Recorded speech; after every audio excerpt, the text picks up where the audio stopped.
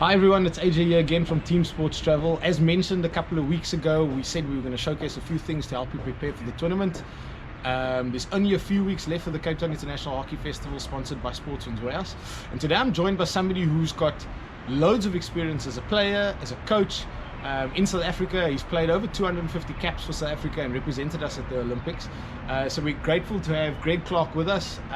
Greg, thank you for having us, and thank you for being here today. Hey Jay, lekker to chat to you, and yeah, I hope I can give some insight to the people preparing for the tournament. Oh, that's perfect. So Greg, just for a tournament like this, obviously we know there's group stages, there is playoffs. How would you as a coach or as a team prepare for this tournament? And if so, if there's any different, how would it differ to maybe your league structure that the schools are playing at the moment? I think AJ, just based on the timing of the event in the middle of the season, a lot of teams will sort of have their structures up and running. So preparing for it is more a case of sort of fine tuning. You know, for us, it falls straight after the holidays in Cape Town. So number one, you've got to get everybody back in and get the focus back in. I'm sure some teams will be training during the holidays. But really, a lot of the groundwork should have been done throughout the season already, throughout the year. And it's a case of just trying to then implement what you've done.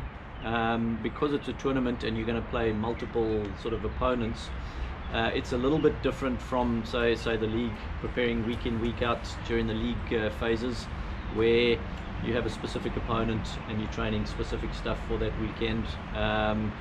Whereas now with the tournament, you've got to make sure all your bases are covered.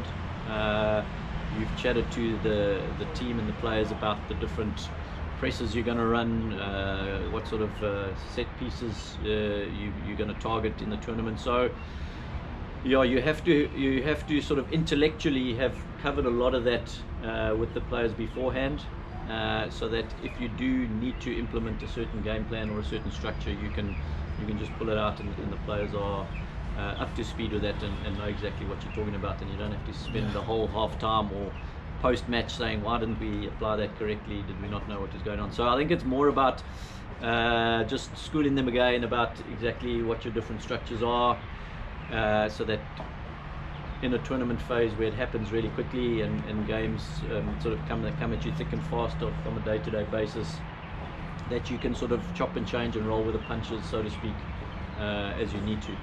And let's carry on that topic, that a tournament like this is a lot of teams from overseas, from different parts of South Africa. How would you then as a coach assess playing your own game plan versus assessing your opposition, because there's not much time to obviously assess them? So how would that differ, or how would you approach that to your players? I think the players really know by this stage, yeah, what we sort of are trying to do on the pitch, or they should do.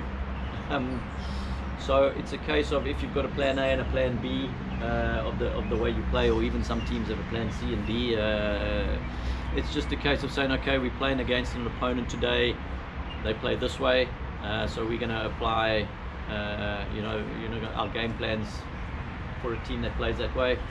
And it's just a case of, yeah, I think if you don't really get to see an opposition before you play them, then as a coaching staff, you've got to really sort of in the first few minutes of the game try and assess what they're trying to do to you, and then try and sort of apply it or change your tactics if you need to.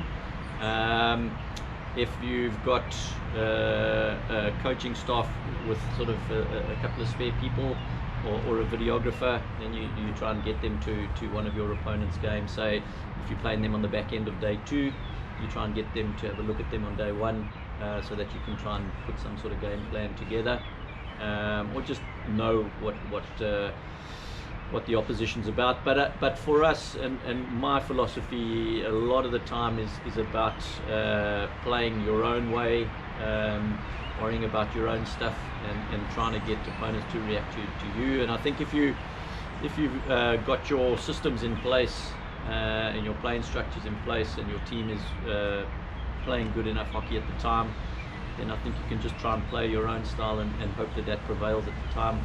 But still, you've really got to understand what the opposition's trying to do to you. And I think lastly, the Cape Town International Hockey Festival, from your perspective as a coach, I mean, you've been involved in SACS for quite a while. How important is it for your team, in the greater scheme of the program at SACS, for you to be involved in a tournament like the Cape Town International Hockey Festival?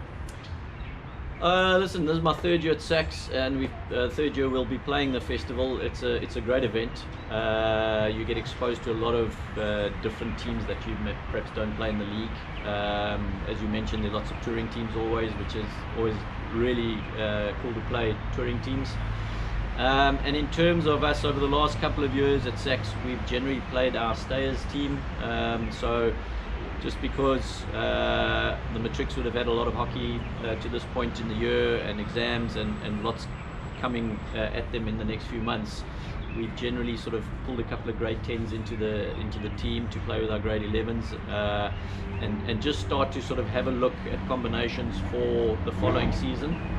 And it's also quite a nice opportunity to maybe give some players that have been maybe sort of on the radar in the second team, but have not got an opportunity, or some guys in the sort of 16As who have been really shooting the lights out. It gives them an opportunity to sort of pull the first team jersey on, that type of thing. So for us, I think it's a great opportunity to blood some youngsters and have a look for the next year and see what you can expect.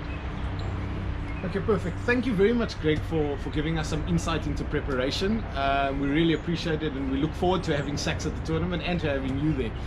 And to everybody else, thank you very much for joining us, and look forward again for the next couple of weeks where we have some more little interesting things for you to look out to help you prepare for the tournament. And only a few weeks away, and again, we look forward to welcoming you to Cape Town for the Under 18 International Cape Town Hockey Festival, sponsored by Sports and Media. For now, goodbye.